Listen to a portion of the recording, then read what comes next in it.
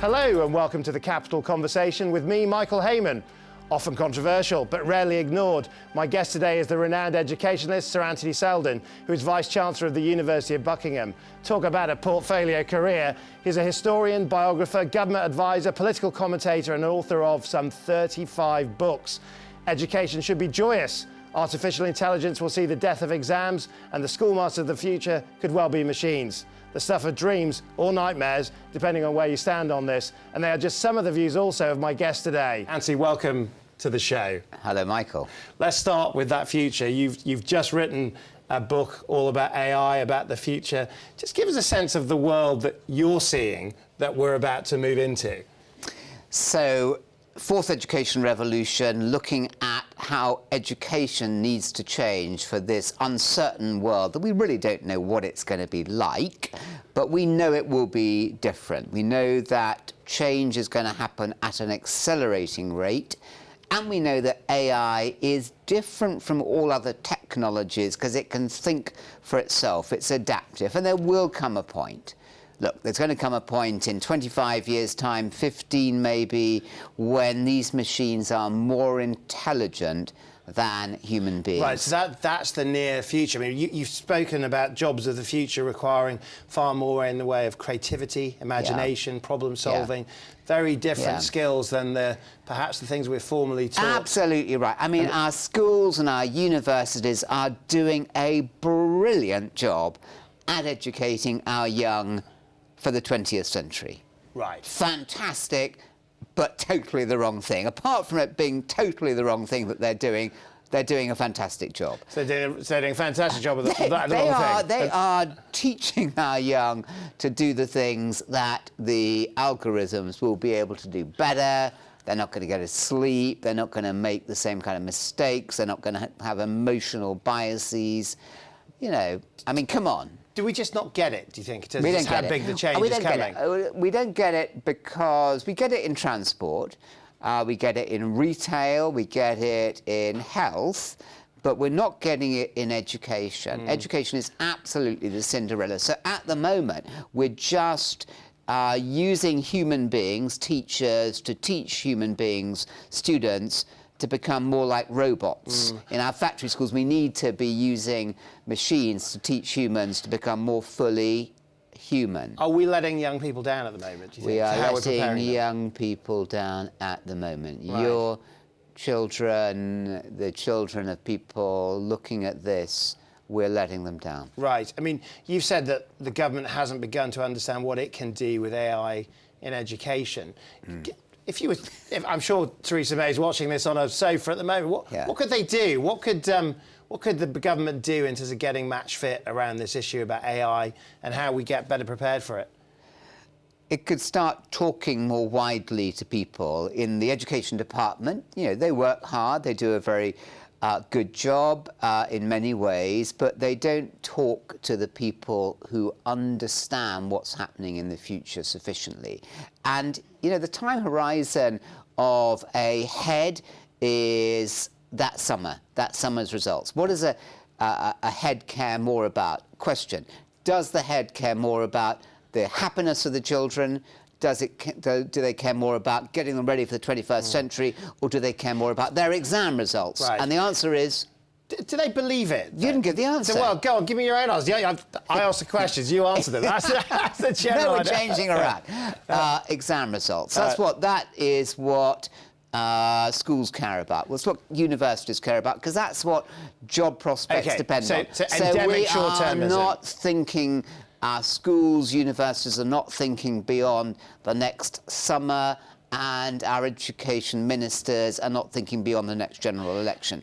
And, you know, this stuff is beyond the next general election, which is going to be, you know, years away. It's probably going to be a couple of months. But you get the sense that a lot of people still see this stuff as science fiction. Yeah. Well, it could be the next couple of months. Well, you know the political world better than me, but look, they see this stuff, this sort of change as being science fiction, not science fact. Actually, how quickly do they need to catch up with what's really happening in Shoreditch and amongst the technologists that will be building this world? They need to go to look at schools in America like Summit Public Schools, a collection of schools, or Out schools, and there the children turn up in the morning and they have their individual playlists, and it shows them what they're going to be studying in maths, in history, in language, in chemistry, and it's tailored to their individual learning. So these are more one-on-one personalised learning. So these are more technologically enabled schools, are they? Yeah, absolutely. But the technology, Michael,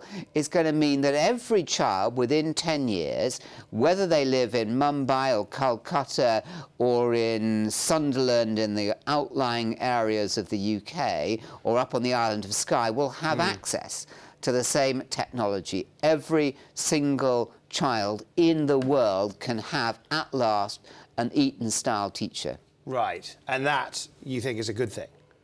How is that a bad thing? Well, I don't know, you're the professional educator. I mean, that's what we're playing for. Look, the technology is a neutral here, so parents often ask me, should I be allowing our children to have access to their gadgets? The answer is, yep, but you've got to teach them how to use the gadgets beneficially rather than being used by the gadgets. So the AI, of course it's going to be a good thing, but we've got to be careful because the AI could infantilize us. So in the book, the subtitle is AI going to liberate us to have untold benefits in education, or will it infantilize us? So what does infantilizing mean practically in terms of the net effects of what AI could lead to? Okay, so I got here today in a cab, and the cabbie used to, London cabbies, learn the knowledge, and this could take 3, 4, 5 years. The most intellectually exciting time of their lives for many of them, while they felt huge pride at learning and mastering this material. Now these gadgets just tell them using AI how much better to get from A to B. So all that knowledge, all that work, all that human pride and skill is just kicked into the bin. That's going to happen again and again if we're not careful. But that has happened in the past, right? You know, if you were that cabbie and you were sort of riding a horse and trap, nobody needs the skill of somebody that can do that today. I mean, technology has a habit of making very valuable skills redundant over time. Yeah, but this is precisely why AI is different from all the other technologies. We've only had 3 education revolutions in 5 million years until now. This is as big as the earlier 3. This is beyond massive. You said recently that you saw about a 5-year horizon before some major sort of tipping point. If you were to sort of characterise what that tipping point might be, what the changes that we might expect, how might you answer that?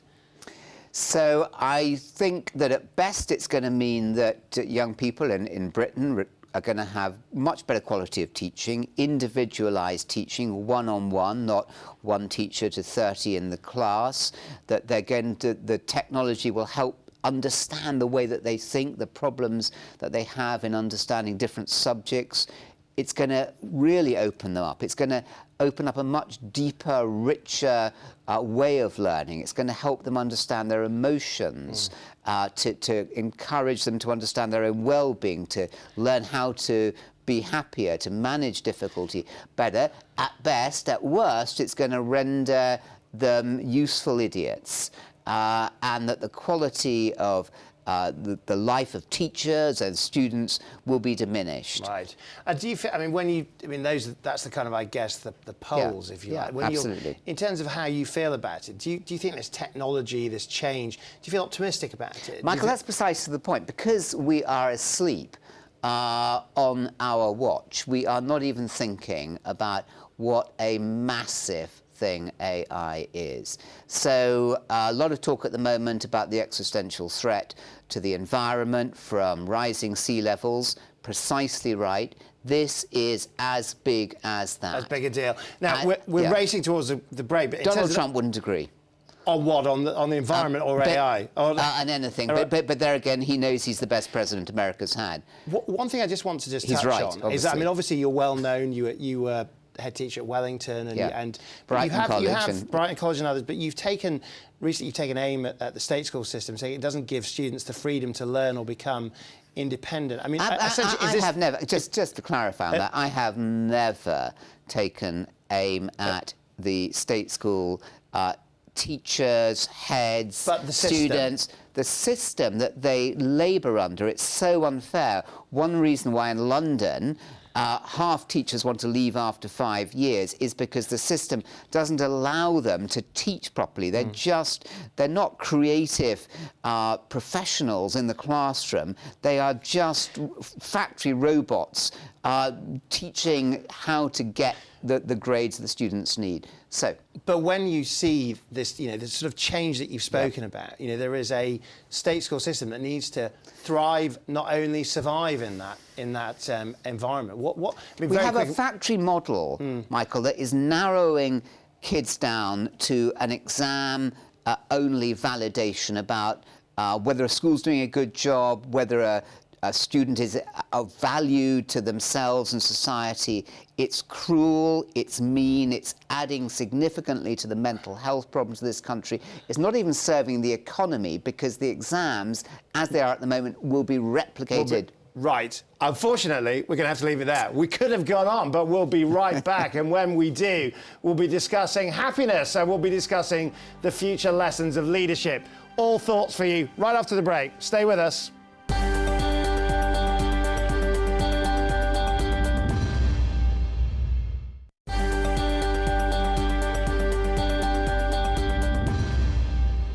Welcome back. Now, my guest today is the educationalist and historian, Sir Anthony Seldon. Anthony, before the break, we were talking about issues to do with the future, issues to do with education, but let's move on to another big area for you, which is happiness. Now, to paraphrase the song, it's the greatest gift that I could get, but not according to you. We've got to go beyond it. Tell us a little bit about happiness and how you see it as one of the big issues, one of the big things we want to achieve in life. Well, look, isn't it odd that in Britain today, we are richer than we've ever been, average income, increasing over the last 100 years, same in the developed world. And you would expect, wouldn't you, that happiness would go up?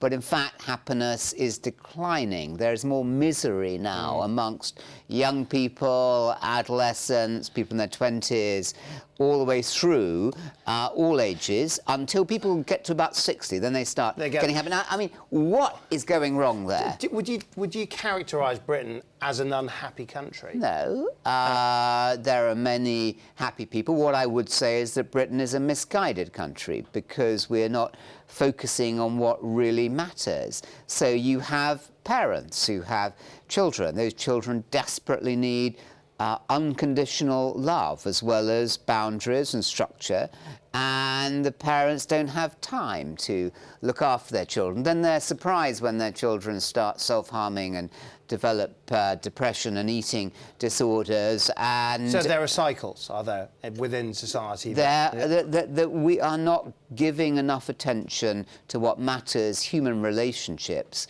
being mindfully present, living the life that we have in the moment that we have. We are just frenetically trying to do more things, trying to maximise our income, our influence, and we are ignoring the things that truly matter. Do you get a sense, though, that we're beginning to talk about these things? I mean, mental health issues are one of the things you've spoken about, but do you think there is a broader sense that it's now OK for me to reveal vulnerabilities, that people feel more at ease in talking about some of the things that might make them profoundly unhappy?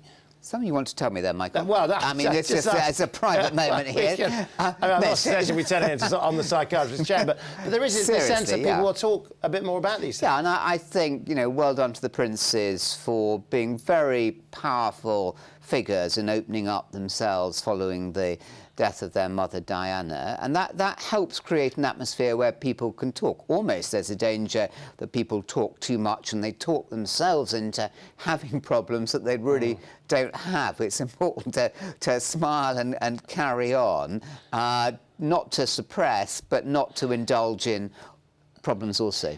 Now, you've talked about going beyond happiness. Yeah. What does that mean? What's the goal? Well, I think there's pleasure that most people get completely lost in. So you buy a second car, or you get a second home, a yacht, an extension, and you know none of this makes you any happier. So big news to viewers out there. They get mired until they die. Until they die in pleasure. Happiness is beyond that. Happiness comes from relationships, from being being respected, feeling that you belong in places, important. And then joy is a much more spiritual sense of being in love with your partner, having your children, but also being in love with life. And we can all get to that stage, but very, very few do. That's a sadness. I mean, obviously there is a tremendous rise in spirituality and mindfulness, but in one article that I was reading about an interview, the writer wrote that many consider the practice of mindfulness awkward, wacky and weird. I mean, is that something that, as you say, it's the very zenith of sanity? Can you ever marry the two? I mean, people still feel bring it on. I mean, let the person who wrote that just think that. That's fine. That's their priority for anybody to believe that. But if you do want to experience joy, then mindfulness, learning how to be quiet, learning how to live with yourself, just sitting still, learning how to do exercises like Pilates, yoga and the rest, really help us to live with ourselves. When we do that, we begin to experience the present moment. And so, I mean, spirituality I love, not because it's a technique, but because it's true. We are spiritual beings. We might deny that because we're so busy we never reckon on it till we die. But, you know, it's there all the time. But do you get a sense that this is now becoming a mainstream conversation and not just something that you might do if you're going, you know, for a fortnight in LA or something like that? I mean, is this a London conversation now? Well, if it's on this programme, that says of itself it's got to be mainstream, because this is a really mainstream channel. But yeah, no, I do think so. And probably the last 10 years or so, that what used to be weird and dismissed as being kind of freaky and hippie or Indian or whatever is now much more serious. And I think one reason for that is people's dissatisfaction with their lives. They get more and more material stuff, but actually they don't feel any happier. They don't feel any more secure in their lives. They're looking for something deeper. Right. Now let's move on. Completely sort of gear shift. I want to move on to leadership, because you've written what many consider to be the definitive accounts on recent political leaders, from Winston Churchill to Margaret Thatcher, Tony Blair, David Cameron. When you look at those sorts of the big beasts, if you will, of our recent political past, do you see any threads that sort of bind them in the stories that you told? All of them leave unhappy out of number 10. Churchill leaving in 1955 unhappy, Margaret Thatcher famously in tears in that Daimler that took her out of Downing Street, or was it a Jaguar? And you know, they all get forced out in the end. So that's a common characteristic. Another is that all of them look back and wish that they had done more with the power when they had it. And that comes back to that earlier point about, you know, the more mindful we can be, the more we make the most of our lives in these key moments when we have it. Did that unhappiness stop them seeing themselves in terms of being the successors that many outsiders invariably tend to see them as? There's a huge mismatch. You know, those PMs often would be bitten by doubt, self-doubt. John Major, who was the first long, detailed person whose life I wrote, would often begin conversations by saying, have you seen what so-and-so has written about me? And I would say, look, no, I haven't, and forget it. You know, don't limit yourself in that way. That they're often, it feels, they're much more conscious of their lack of power, the fact they're constantly being criticised and the fact that people constantly trying to kill them, although that doesn't seem to worry them too much. I mean, it's a very insecure place to be. I mean, obviously, potentially because of what you say, the particular circumstances of it. It's a very technicolor environment. It's very unreal, very visible. But are there lessons for people in other fields that are either leading or aspirant leaders? Are there day-to-day lessons from people that have held these high offices? Yeah, no, definitely. And you can learn from their mistakes. One is to make the most of the opportunity that you have, because it won't come again. You know, you'll look back for the rest of your life at those powerful positions and think, if only I had done made the time, X, Y, Z, made the time. Remember the families of the prime ministers do not fare well. It's a book I'm going on to write. Their spouses, their children have often suffered hugely.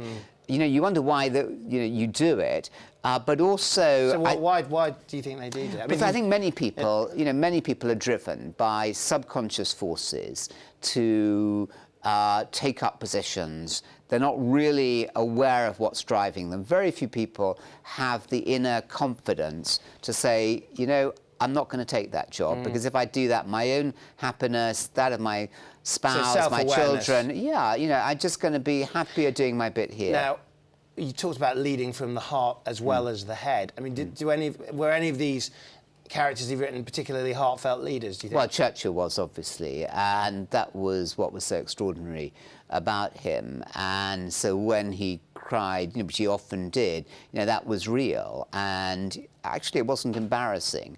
But so many of them get so embattled that they just lead from up here in their head. They would be much better if only they were more authentic. So the moment that many people liked Thatcher the most is when her son Mark got lost in the desert in the car race rally, and she came out, and you could just see a very sad, anxious mother. The human side. If only they could transact business and lead out of who they were rather than out of this image about what they think. And they put on these ridiculous voices and expressions and personas. I mean, it's so risibly funny. If only they just had the confidence to be the people. Now, it's most important, be the people, now, be the person you are. We're bang out of time, but in terms of being that leader from the heart, a tip, a final thought for viewers in terms of how do you unleash that potential? How do you unleash that kind of emotional intelligence, that emotional power that a lot of people have got within? What's a strategy for it?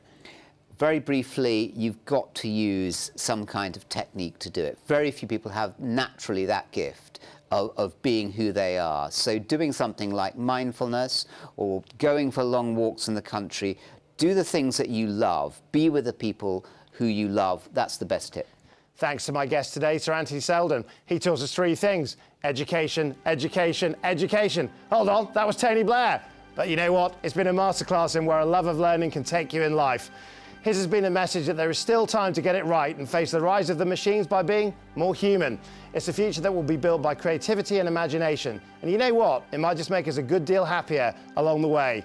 I'll see you for the next Capital Conversation.